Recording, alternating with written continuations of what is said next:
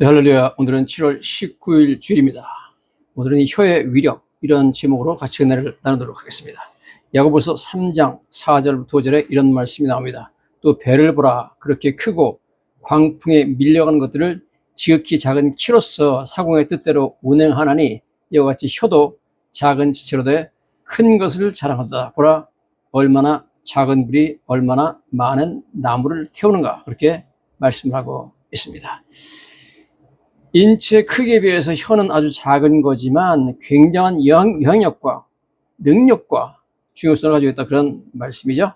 작은 불씨 하나로 큰 산을 태울 수 있는 것과 같이, 혹은 아주 큰 배를, 더군다나 광풍에 밀려가는 배를 작은 키로서 조정할 수 있는 것처럼 혀는 작은 지체지만 큰 것을 자랑한다, 그렇게 성경이 말씀을 하고 있습니다. 하이웨이를 운전하다 보면 엄청나게 큰 트랙터 트레일러가 어마어마한 짐을 싣고 달려가는 것을 보게 됩니다. 그렇게 엄청난 무게를 가진 그러한 큰 트랙터 트레일러, 바퀴가 보통 18개 정도 달리는데 그런 것들도 작은 핸들과 작은 브레이크, 작은 엑셀러레이터로 움직이게 되어 있습니다. 자, 이처럼 혀는 작지만 그런 엄청난 능력과 파워를 가지고 있다 하는 것이죠. 먼저 우리는 예수님의 말씀의 능력에 관해서 한번 보도록 하겠습니다. 마가복음 4장 37절부터 보면 이런 말씀이 나옵니다.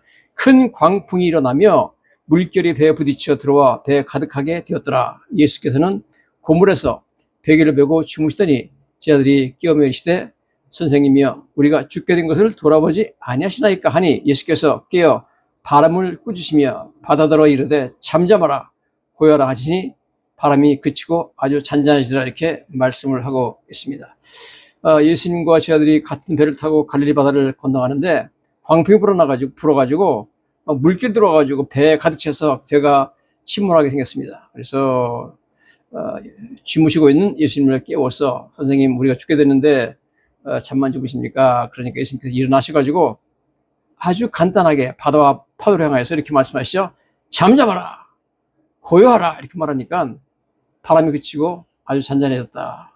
예수님의 말씀 한마디의 위력이 어마어마하다는 것을 우리는 알 수가 있습니다. 말씀 한마디의 위력으로 바람이 그치고 바다가 잔잔해졌습니다. 마가복음 5장 42절로 보면 이런 말씀이 나옵니다.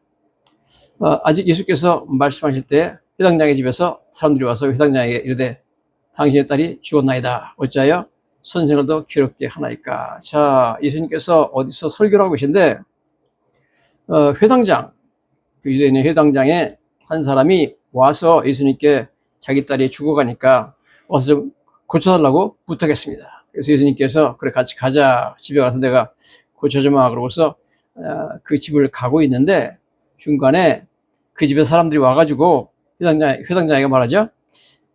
당신의 딸이 죽었습니다.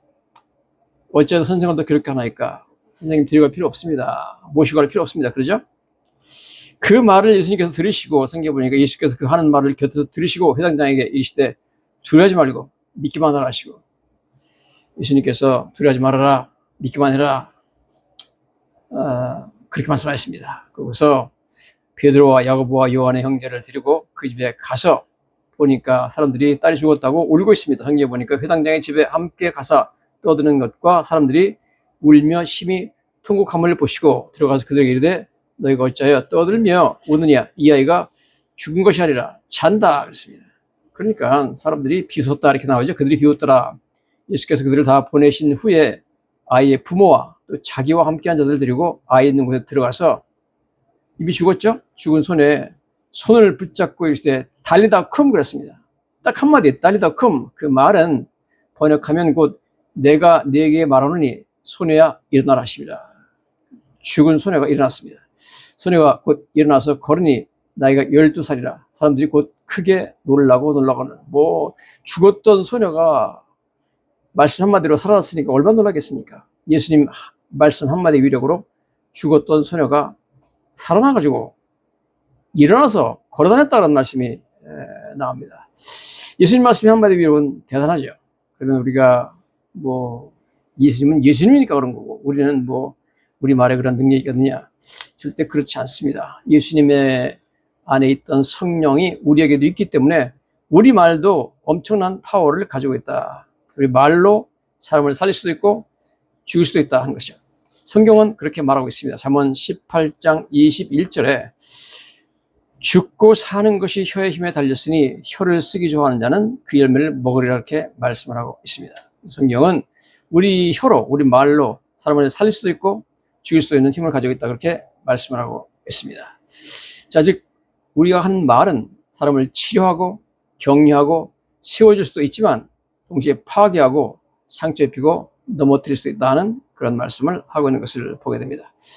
자, 그래서 성경은 또 여러 가지로 그 혀에서 나오는, 말에서 나오는 엄청난 그 악한 영향력에 대해서 말을 하고 있죠.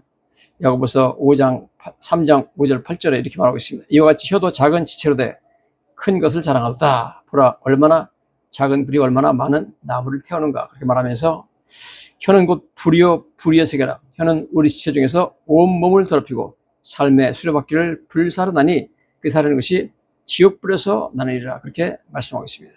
여러 종류의 짐승과 새와 벌레와 바다의 생물은 다 사람이 길들일 수 있고 길들여 왔거니와 혀는 능히 길들일 사람이 없나니 쉬지 아니하는 악이요 죽이는 독이 가득한 것이라 이렇게 말씀하고 있습니다.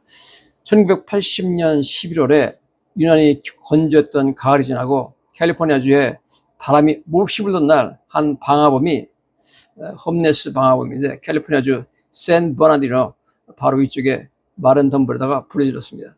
강풍은 불길을 타고 순식간에 산으로 번져서 그 당시에 크레스라인 마을 쪽으로 향하게 되었습니다. 소방관들이 화재를 진압하려 애쓰는 동안에 같은 방화범은 다른 곳에 가서 다른 쪽 산에 가서 또 불을 질렀습니다. 그래서 그 당시는 건기고 풀은 말라있고 그 다음에 강풍이 부는 가운데 불을 붙이니까 엄청난 속도로 불이 퍼지기 시작했습니다. 산에 살던 많은 사람들이 죽고 집을 비우라는 통보를 했지만 사람들이 피할 시간이 거의 없어서 샌 버나디노 지역에 여러 집이 불타서 많은 사람이 죽은 사건이 일어났습니다. 혀의 능력이 바로 이렇다는 거죠. 자, 그러면서 야고보가 또 이런 말하죠. 이것으로 우리가 주 아버지를 찬송하고 혀로 찬송하고 또 이것으로 하나님의 형상대로 지음을 받은 사람을 저주하나니, 하나님 찬송했다가 같은 혀를 가지고 하나님의 형상대로 지음 받은 귀한 사람을 저주한다 하는 거죠. 사람을 저주하는 말 하면 욕하면 안 된다는 거죠. 한 입에서 찬송과 저주가 나오는도다. 영녀들아, 이것이 마땅하지 아니하니라. 샘이 한 구멍으로 어찌 단물과 쓴물을 내느냐. 내 형제들아, 어찌 무화과나무가 감람열매를, 포도나무가 무화과를 맺겠느냐. 이와 같이 짠물이 단물을 내지 못하느니라. 그렇게 자연의 섭리에 어긋난다는 거죠. 같은 입에서 하나님에 대한 찬송이 나오고 또 인간에 대한 저주가 나오면 안 된다. 그런 말씀을 하고 있습니다. 여러분, 거친 혀를 다스리고 싶다면 먼저 마음을 다스려야 됩니다.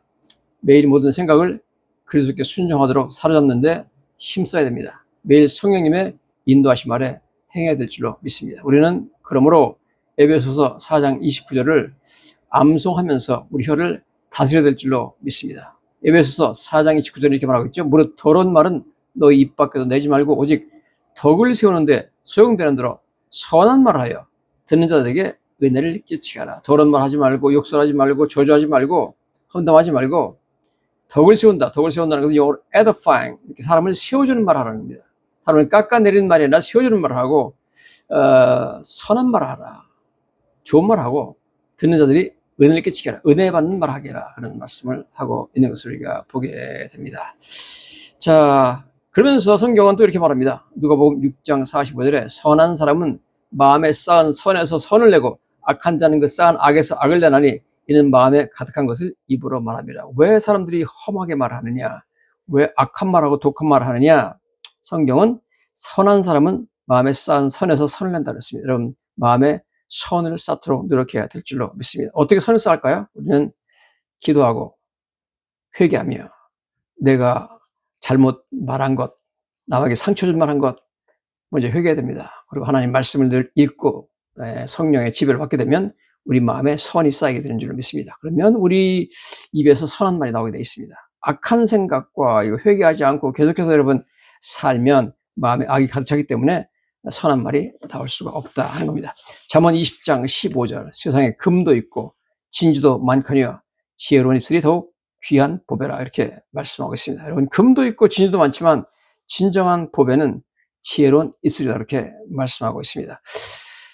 금이나 진주나 다이아몬드나 여러분 돈이 많은 것이 진짜 부자가 아니라 지혜로운 입술을 가진 사람이 진짜 부자다. 그것이 가장 큰 보배다 그렇게 말씀하고 있습니다. 아무리 집에 금이 있고 진주가 많지만 뭐 부부간에 싸우고 험담하고 가족끼리 평화롭지 못하면 그러면 집에 있는 보물은 아무 소용이 없는 거죠. 금도 있고 진주도 많거니와 지혜로운 입술이 더욱 귀한 보배니라. 이 말씀을 기억하셔서 지혜로운 입술은 돈으로 살 수 있는 어떤 것보다 귀중하다는 것을 성경이 말하고 있습니다. 지혜로운 입술은 값을 매길 수 없을 만큼 소중해서 절대로 잃어버리면 안 된다. 그렇게 말씀하고 있는 것을 우리가 성경을 통해서 보게 됩니다. 잠언 12장 18절 25절에 그런 말씀을 하고 있습니다. 칼로 찌른같이 함부로 말하는 자가 있거니와 지혜로운 자의 혀는 양약과 같으니라. 말이 칼로 찌르는 것처럼 다른 사람에게 상처를 주는 그런 말하는 사람들이 있는가 하면 지혜로운 자의 혀는 양약, 그냥 상처를 아물게 해주고 낫게 해주는 양약, 약 같은 말을 해야 된다는 겁니다. 근심이 사람의 마음에 있으면 그것으로 번뇌하게 되나 선한 말은 그것을 즐겁게 하니라. 근심 있는 사람한테 여러분 선한 말을 해가지고 마음을 즐겁게 만들어줘야 된다는 거죠. 지혜로운 말은 기쁨을 주고 지혜로운 말은 치유해준다는 겁니다. 그래서 사람을 살려준다 그런 말씀을 하고 있습니다. 잠언 16장 24절에도 마찬가지죠. 지혜로운 자의 마음은 그의 입을 슬기롭게 하고 또 그 입술에 지식을 더하느니라. 선한 말은 꿀송이 같아서 마음에 달고 뼈에 양약이 되느니라 이렇게 말하고 있습니다. 이런 선한 말을 하고 은혜로운 말을 하면 그게 마음에 달고 뼈에 양약이 돼서 사람들을 치료해주고 낫게 해준다 하는 말씀입니다. 그래서 여러분 늘 은혜로운 말을 우리가 해야 된다 하는 것입니다. 잠언 21장 23절입니다. 입과 혀를 지키는 자는 자기 영혼을 환난에서 보존하느니라. 어떻게 내 영혼을 환난에서 보존하느냐? 입과 혀를 먼저 지켜라. 입과 혀의 열매를 먹게 되어 있기 때문에 여러분 내 입과 혀를 은혜로운 말, 선한 말로 바꿀 때 환난에서 나를 보존한다 그렇게 말씀하고 있습니다. 자, 잠언 12장 6절입니다. 악인의 말은 사람을 엿보아 피를 흘리자 하는 것이거니와 정직한 자의 입은 사람을 구원하니. 악한 사람은 사람을 엿보아서 피를 흘리자, 죽이자 그렇게 나가는데 죽이자 그렇게 한답니다. 정직한 자는 사람을 구원한다. 입으로 사람을 구원한다는 겁니다. 여러분 우리가 예수 그리스도에 대한 전도를 하고 하나님의 말씀을 전하고 복음을 전할 때 사람을 정말 구원할 수 있죠. 우리는 피 흘려 사람을 죽이는 말 하지 말고 사람을 살려서 구원하는 말을 해야 될 줄로 믿습니다. 오늘 드린 말씀을 기억하시고 우리 입을 선한 말과 은혜로운 말로 많은 사람의 생명을 살리는 귀한 역사를 감당하시기를 예수님 이름으로 간절히 축원합니다.